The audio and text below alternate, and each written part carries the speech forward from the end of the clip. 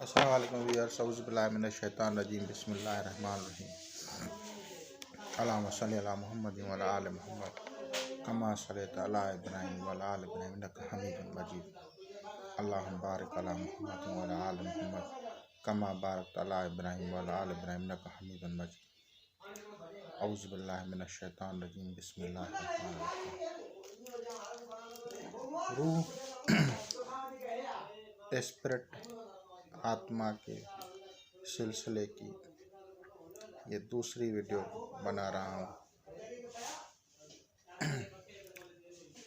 तो रूह जो है या स्पिरिट जो है, ये हर किस्म की जो रूह है वो उसी रूहुल अरवाह से निकली है, उस साउंड से निकली है। और उस साउंड के जैसा कि हिंदुज़म में 3 अल्फाज, 3 हरूफ का एक इसम है, वो उसको ओम कहते हैं, अलिफ, वाव और मीम। म्यूज़िक या आवाज़ आपको तमाम मज़ाहिब में मिलेगा, रिलीजन्स में मिलेगा। कोई दफली बजाता है रूहानियत में, कोई बांसुरी बजाता है, तो कोई जो है नगारा बजाता है, जैसे कलंदरिया में नगारा बजाते हैं, और कहीं पे बेल या घंटी बजाते हैं। लेकिन कुछ चीज़ें लोगों ने जो है मुख्तलिफ जगहों पे अपने एंटी मज़हब या धर्म भी कर दी हैं। मिसाल के तौर पे जैसे जो मुसलमान बुज़ुर्गान जो होते हैं, उनकी जो मज़ारात होती हैं, वहाँ पे असरात मुख्तलिफ कल्चर्स के होने की वजह से वहाँ पे वो घंट बांध देते हैं। जब कोई आता है तो घंट बजाता है, जैसे कोई टेंपल में जाता है तो घंट बजाता है, बेल बजाता है। तो ये उन लोगों ने, क्योंकि हर मकतबा फ़िक्र से लोग आते हैं, तो उन्होंने इसको रख दिया है, जिसका इस्लाम से ताल्लुक़ नहीं है। तो दूसरी बात है कि अल्फाज जो हैं उनकी साउंड के असरात कैसे होते हैं, तो उनके असरात भी बहुत बड़े होते हैं। क़ब्ल इस्लाम, बिफोर इस्लाम, म्यूज़िक या घंट या बांसुरी या पाइड पाइपर ये बजा के जो है अरवाह को बुलाया जाता था। आप ऑल ओवर द वर्ल्ड देखें, लेकिन आफ्टर इस्लाम, इस्लामिक टीचिंग्स के अंदर हम जब बुलाते हैं तो हमारे लिए अज़ान है। जैसा कि आप लोगों को पता है, अस्सलात मेराजुल मोमिनीन, अस्सलात इमादुद्दीन। तो नमाज जो है उसमें हम अज़ान से बुलाते हैं। ये तरीक़ा अल्लाह तबारक व तआला ने आखिरी उम्मत को अता फरमाया है। अब जो अरवाह आएंगी, जो अरवाह अशी वाली होंगी, वो अज़ान से आएंगी। यानी पहले जब अरवाहों को बुलाया जाता था तो बांसुरी, साज़ वगैरह करते थे, तो मुख्तलिफ़ किस्म की अरवाह आती थी, अच्छी वाली भी, बुरी वाली भी। लेकिन फिर जब दीन इस्लाम आया तो जो पुराने तरीक़े थे दीगर मज़ाहिब के, उनसे हटकर एक चीज़ अता की गई और उसे अज़ान कहा जाता है। अज़ान का मतलब इत्तला, यानी हम जब अज़ान कहते हैं तो ऐसे कलमात अदा करते हैं जिससे अल्लाह तबारक व तआला की बड़ाई बयान की जाती है। जब और नबी पाक सल्लल्लाहु अलैहि वसल्लम की रसालत का ऐलान किया जाता है। जब ये ऐलान किया जाता है यानी अजान दी जाती है तो जो अशी वाली अरवाह हैं वो वहाँ पे आती हैं और जो जन्नती शैतानी अरवाह होती हैं वो वहाँ से चली जाती हैं।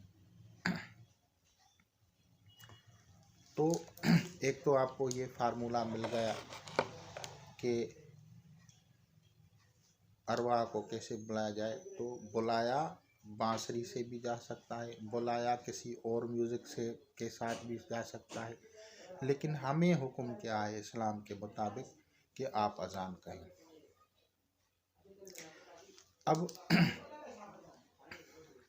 ये इख्तिलाफ वाज़े हो गया। इसमें एक और भी अशाई हो गई कि इसमें अशी वाली अरवाह आएंगी, बुरी वाली अरवाह चली जाएंगी। जो लोग कशफ के मुतलाशी होते हैं, मुकाशफा करना चाहते हैं, तो कशफ मुकाशफा रूहों से बात करना, उनके लिए भी दो पैटर्न्स हैं, या म्यूज़िक बजाएं या ढोल बजाएं या नगारा बजाएं, कुछ भी बजाएं, वो तरीका भी है। उसमें दोनों तरह की अरवाहें आएंगी, अशी वाली बुरी वाली। लेकिन अगर आप इस्लाम से ताल्लुक़ रखते हैं और इस्लामिक टीचिंग्स के मुताबिक हैं तो फिर अजान कहें। अजान से अशी वाली अरवाह आएंगी।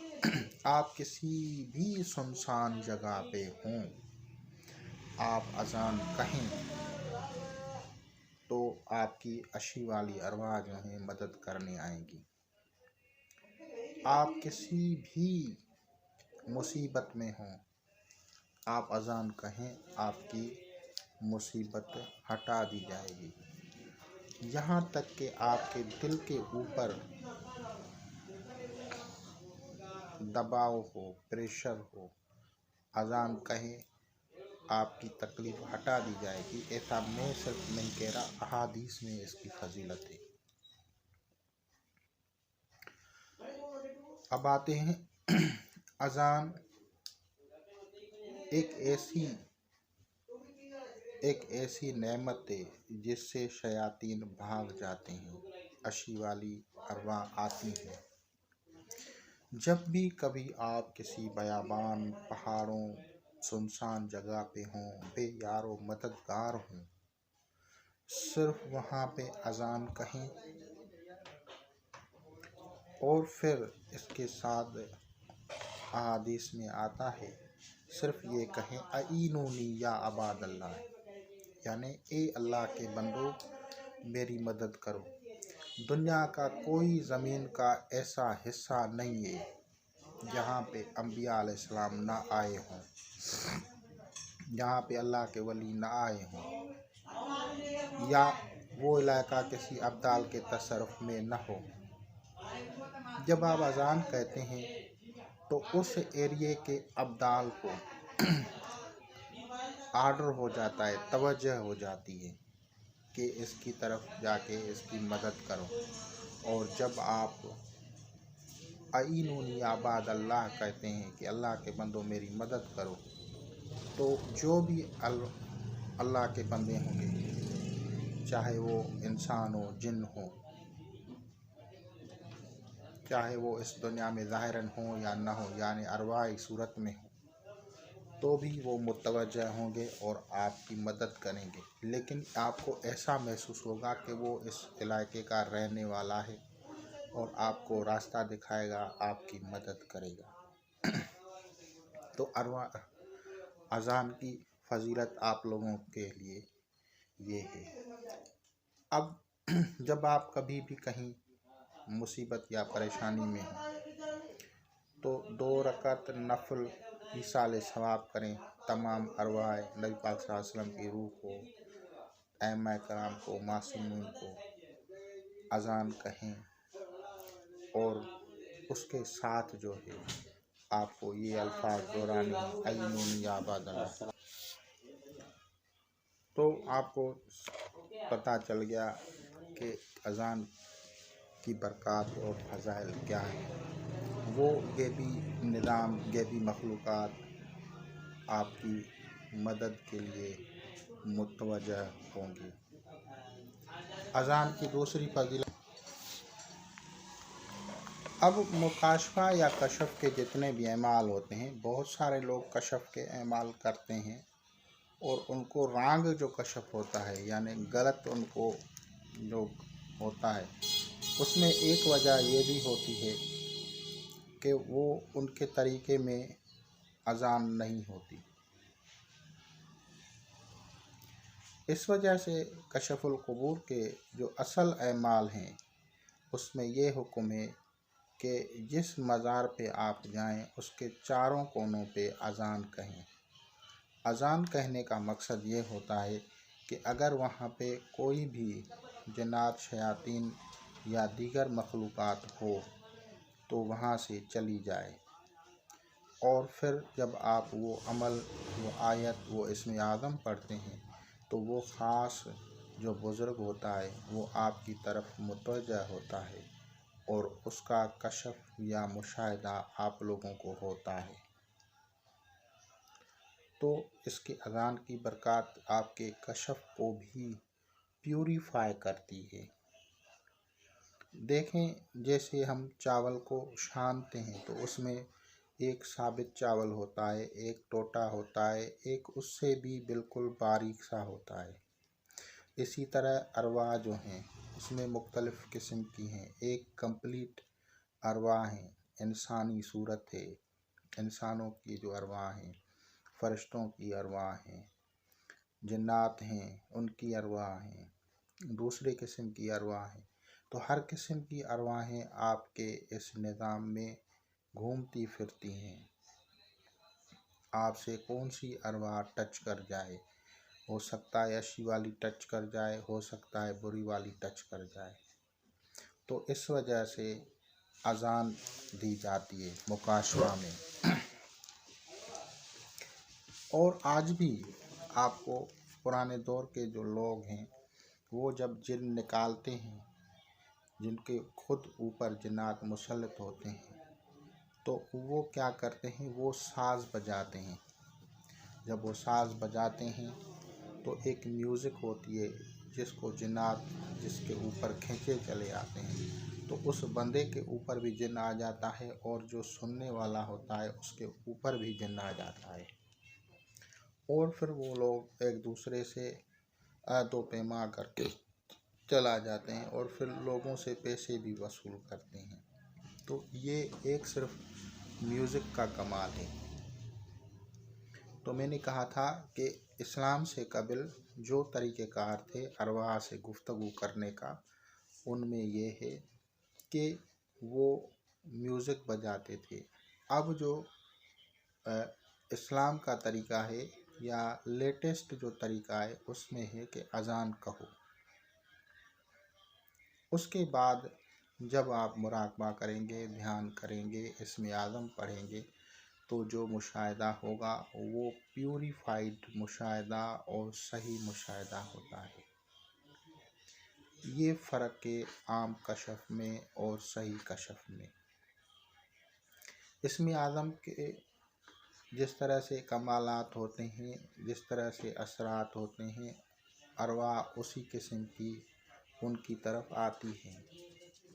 मिसाल के तौर पे आप एक इस्म आज़म पढ़ रहे हैं और वो इस्म आज़म ऐसा है कि किसी वली या फ़कीर ने वहाँ पे रियाज़त की है और आप उसी की ही मज़ार पे कशफ़ कर रहे हैं या मुराक़बा कर रहे हैं, तो वो आपकी तरफ जल्द ही अट्रैक्ट होगा, क्योंकि वो पहले ही बुज़ुर्ग इस इस्म आज़म को पढ़ता था तो आपकी तरफ आएगा। यानी किसी बुज़ुर्ग के मामूलात को अगर आप पढ़ते हैं तो उस बुज़ुर्ग की रूहानियत आपकी तरफ मुतवज्जह होती है। अगर आप किसी बुज़ुर्ग की मज़ारात पे जब जाते हैं और कोई ऐसा अमल पढ़ बैठते हैं जो कि उनके मामूलात में होता है, तो उनकी रूहानियत आपकी तरफ ख़ास नज़र इल्तिफ़ात करती है और रहनुमाई फरमाती है। इसी तरह बुजुर्गान दीन या औलिया किराम, मुख्तलिफ़ किस्म के औलिया किराम होते हैं। कुछ की जो है सूरह मुज़म्मिल की जो है दावत दी हुई होती है, सारी ज़िंदगी उन्होंने सूरह मुज़म्मिल पढ़ी हुई होती है। जब आप उसकी मज़ार पे सूरह मुज़म्मिल पढ़ते हैं तो वो आपकी तरफ नज़र ख़ास करता है, और साथ में जो मौक़िलात सूरह मुज़म्मिल के उनके तरफ होते हैं वो भी आपकी तरफ नज़र मोहब्बत से देखते हैं। और अगर आप लोग वहाँ पे बैठे हैं और कोई ऐसा बुज़ुर्ग है अगर सूरह यासीन पढ़ता था, तो अगर आप वहाँ पे सूरह यासीन पढ़ेंगे तो वो बुज़ुर्ग और वहाँ पे जो दूसरी अरवाह होती हैं वो आपकी तरफ नज़र इल्तिफ़ात से देखेंगी।